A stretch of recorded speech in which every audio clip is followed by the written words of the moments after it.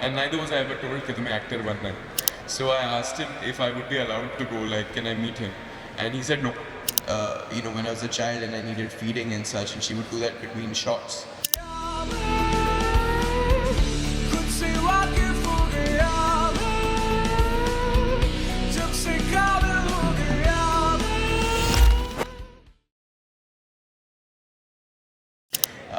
I really have been jam-packed the past few days, but I have to say that the energy at this festival looks insane, and I had to check it out for myself. So I don't know very much about the India Film Project, but what I did catch up on in the past few hours, and looking it up and what you just told me about it, sounds super exciting, and it's so cool that we have a festival for budding filmmakers. So I had to come here and see it for myself. Yeah.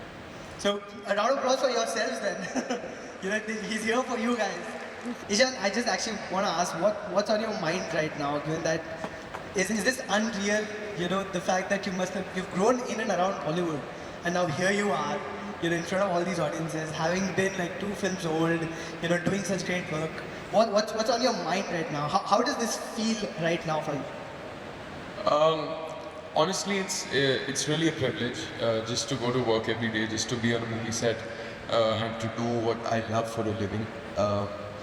And I genuinely am very grateful. I find myself saying a small prayer or something every day before I start work, because all of this is wonderful. To get to interact with your viewers and audiences, all of that is great. But just to be able to do what you've kind of grown up aspiring to do, it's honestly, man, the most exciting job in the world, in my opinion. Just being on a movie set gives you the opportunity to live and feel more experiences and moments than most people do on their I guess, jobs.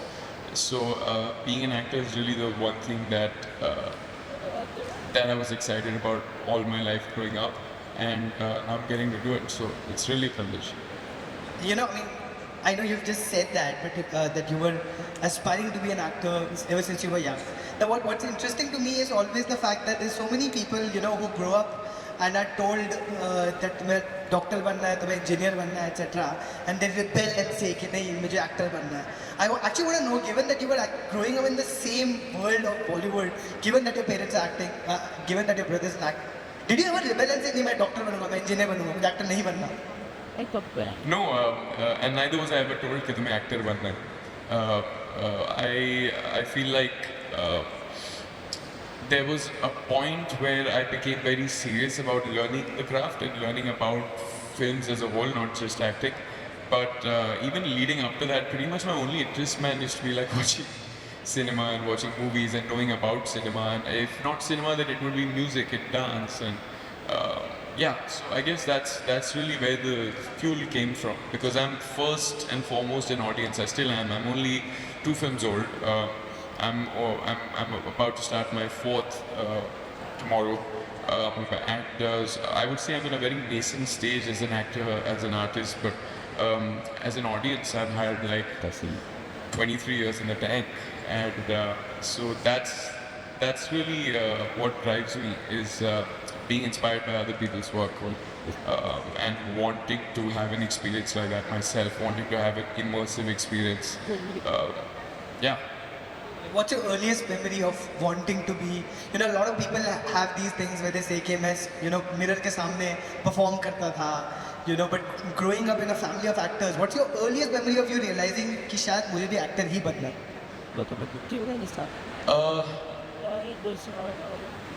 I don't know. I started frequenting film festivals at a certain point where it wasn't a calculated thing. It wasn't like I want to start learning about this craft because in a couple of years I'll probably start acting or something of the sort. I had no idea where my professional life is going to take me, but I started watching a lot of films around the globe, from around the world.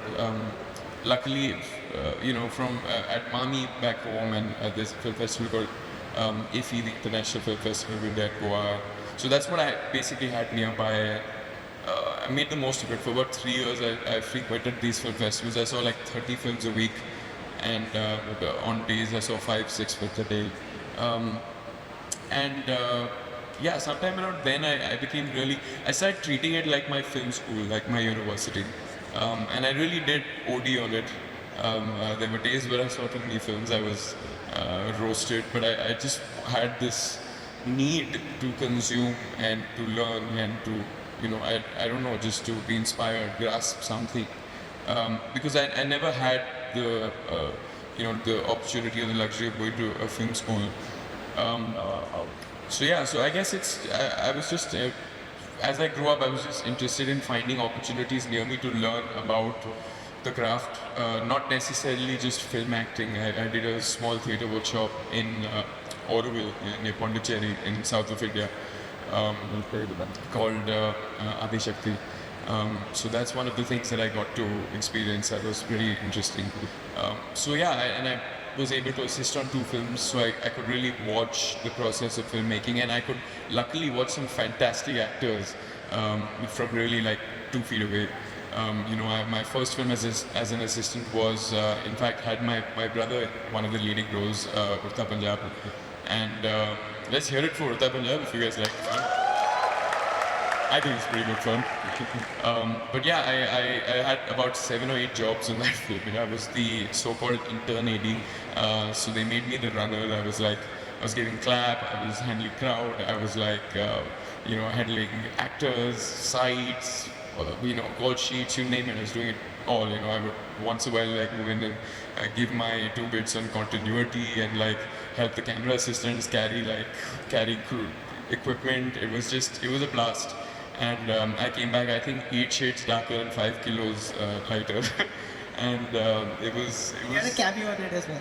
Yeah, they even put me in front of the camera, and I was not told till the very day I was meant to do it. He was like, Abhishek was like, "Beta, aur koi hai nahi, mere paas tu hi karne wala hai." I said, "Oh God, okay sir." So that was an amazing experience, and of course there were actors like my brother, Alia. You know, Diljit Dosanjh, Kareena Kapoor, some fantastic actors, Manav Vij, who I got to watch up close and personal on their film, Satish Kaushik's app. So it was a great experience. I mean, I have to say, I have to attribute a lot of my learning to just observing and watching. Of course, I would put it into practice like many people would in front of a mirror, but a lot of it was observing. But when you're growing up, were you around film sets much? Is that something you did? Did you go to your brother's sets? Did you go to your parents' sets? You know, at that time, what's your earliest memory of a set, in fact? I mean, I've been told, as far as I know, my mother would actually, when I was an infant, she was a single mother, working mother, and she was working when I was really an infant, and she used to take me on set while she would work, and even you know, when I was a child and I needed feeding and such, and she would do that between shots. So I think I have some sort of relationship with movies since just about when I was born, and also just knowing what goes behind it, and knowing that it's a serious job and the sacrifices that go behind it. The fact that my mother would work those kind of hours and it's a physically exhaustive job. Sometimes it's even more emotionally exhausting.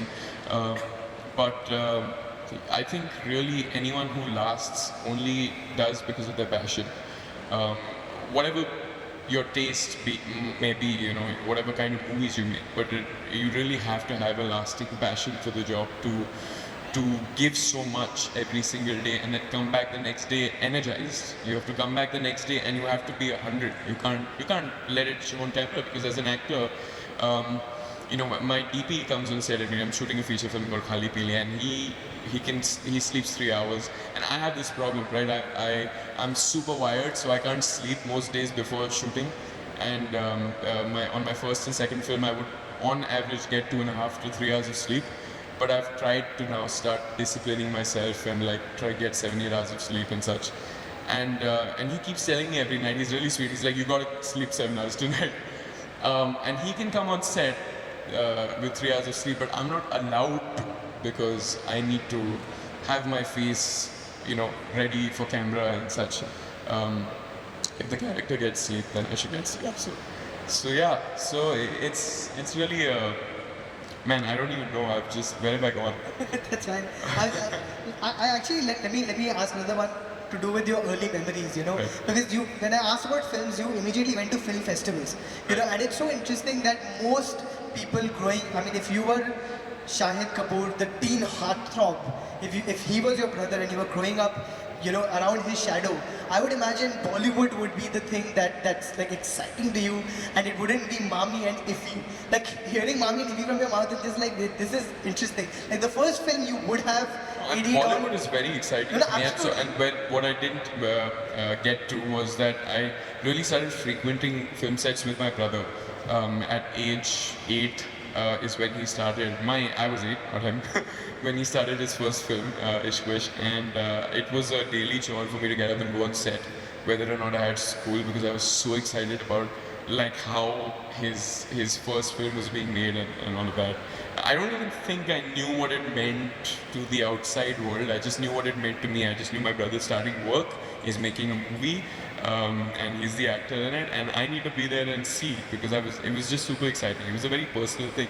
And then I think that really was the beginning of the Kida, of just needing to be around that environment and creating something, because ever since then I couldn't stop thinking about it. I just needed to be on a movie set. I just needed to learn more. I just wanted to know what it's like to be part of creating something, creating a film, and then finally seeing it on the big screen. It's really the best thing ever. Yeah. What was the first performance or movie that affected you in a manner that you can't get out of your head? You know, when you look back on your early memories, this was the acting performance, or this was the movie that sort of comes to your mind?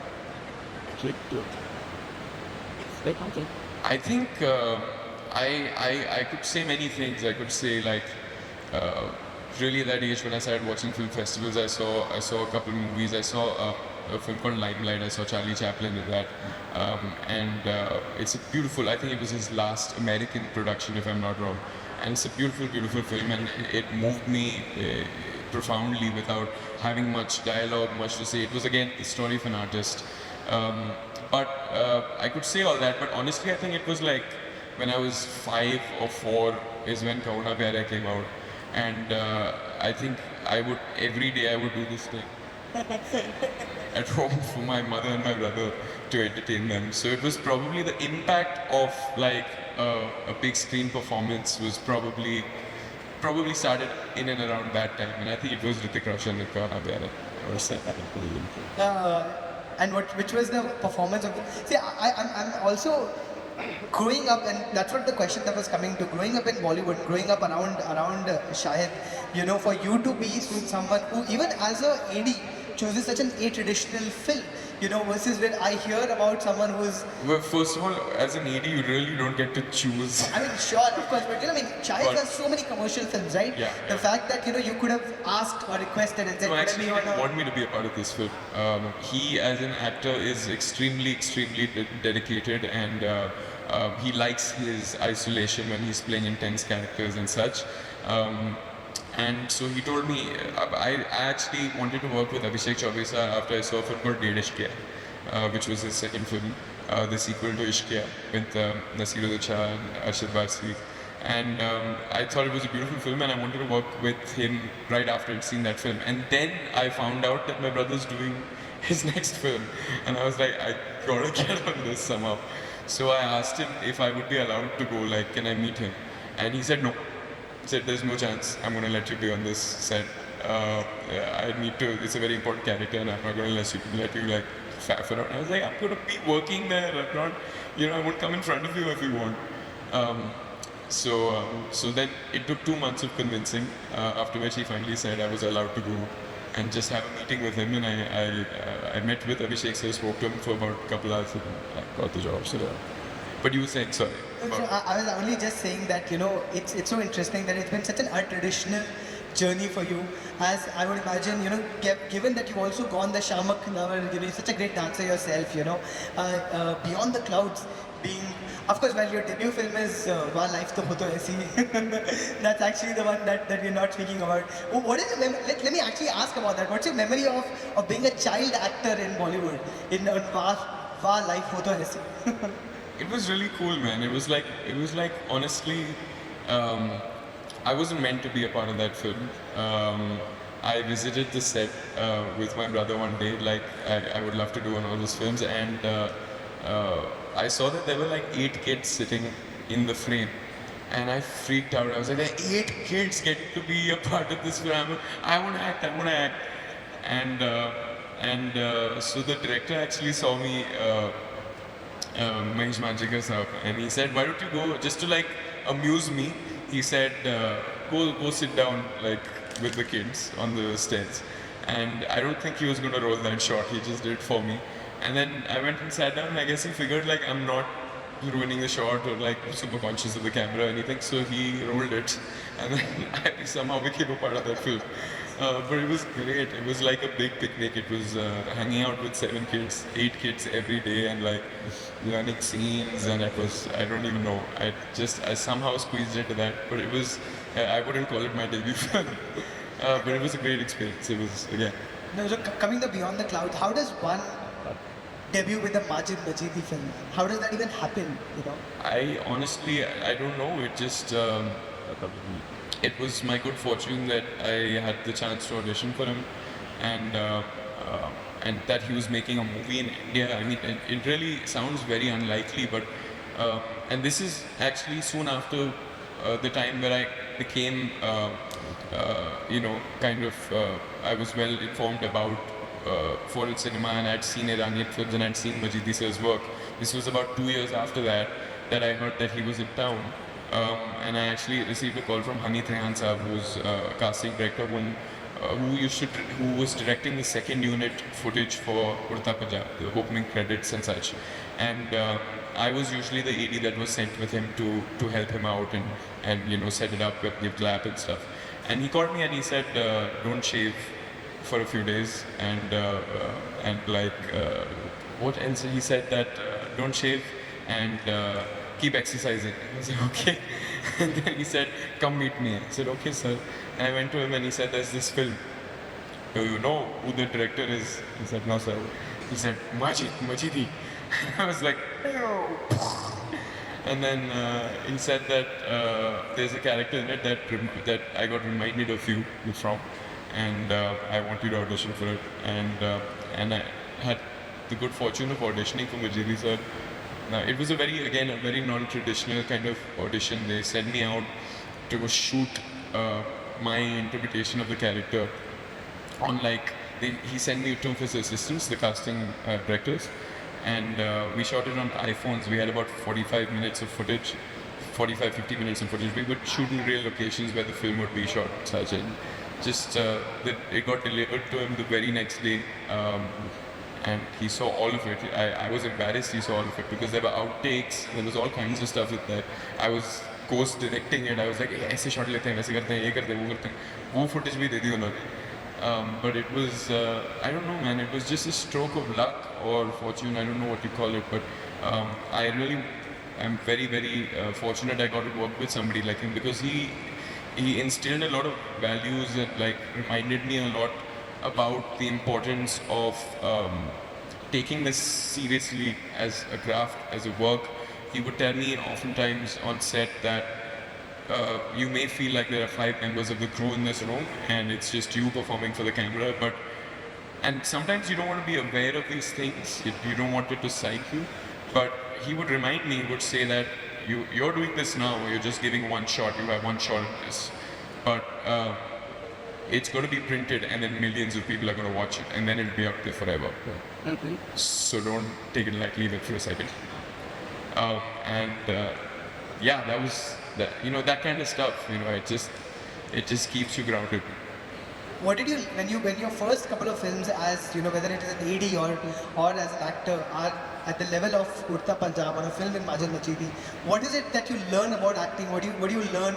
Is it, and growing up in Bollywood, seeing what you've seen on screen before, is there an unlearning to do, or is there something that you've learned that is different from what you would have expected acting to be like, what you would have expected being in front of the camera like? I think that the process of learning and unlearning is constant.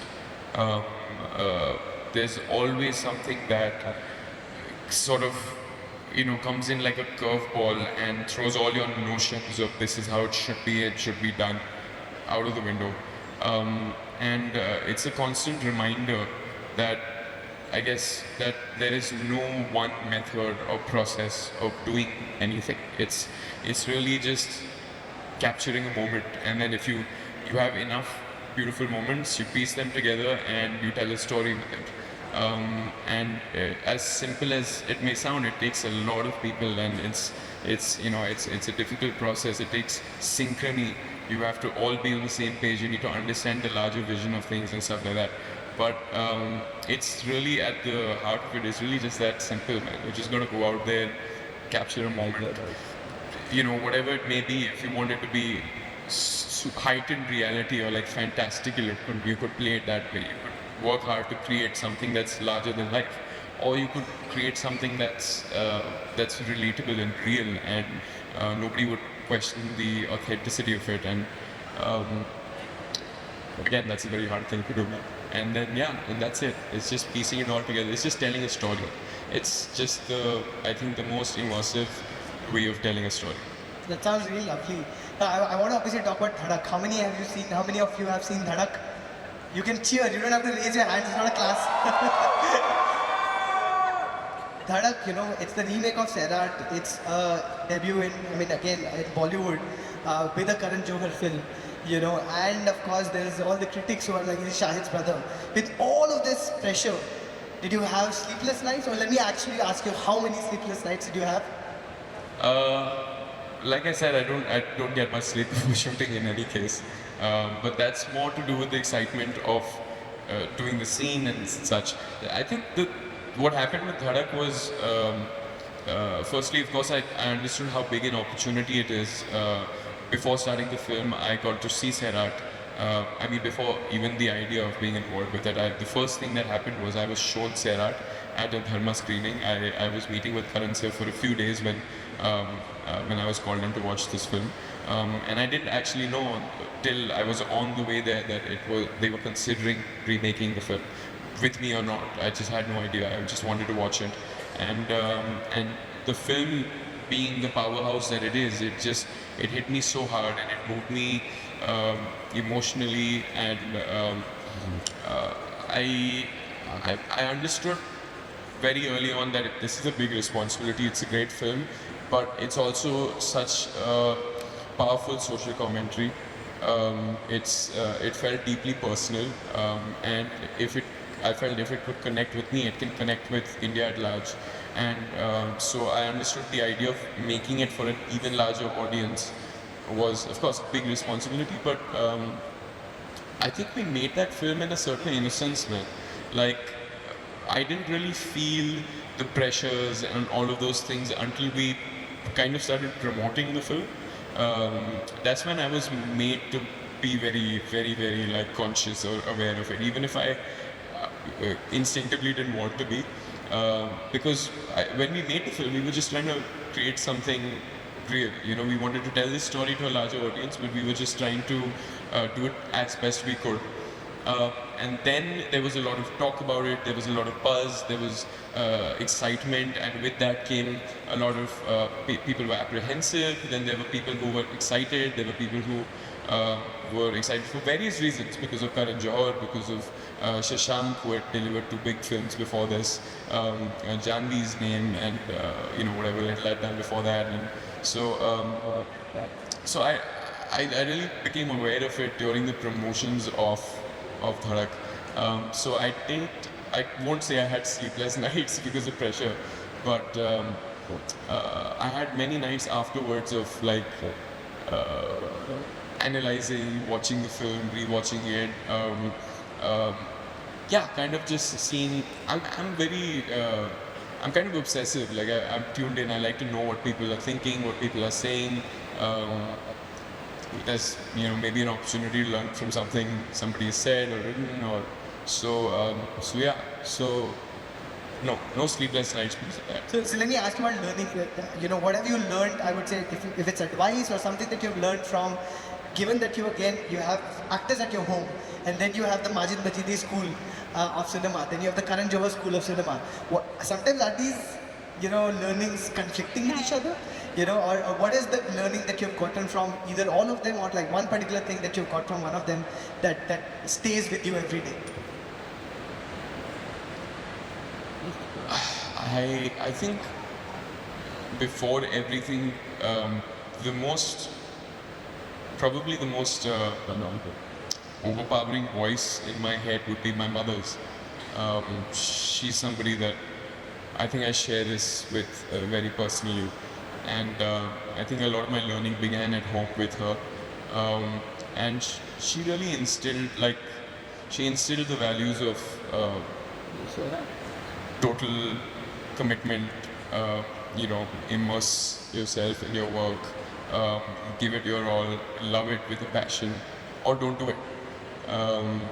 So those things, she taught me to see the beauty in nuances and intricacies. She taught me to see the beauty in all forms and all crafts related to films and cinema and music and dancing. Music and dancing is really, I think, the thing that has been consistent since I was a kid. So maybe even before I started watching movies, I had that environment ever since the day I was born. My mom is a classical Indian dancer. She's a Kathak dancer. She's an exponent of Kathak. She learned from Pandit Birju Maharaj for 20 years. So I think just that concept again of telling a story through your body, through performance, that's something that I've grown up watching. So I would say just all of these values of that have made me an aspiring artist, actor, dancer, whatever you want to call it. I kind of started with my mom. Yeah.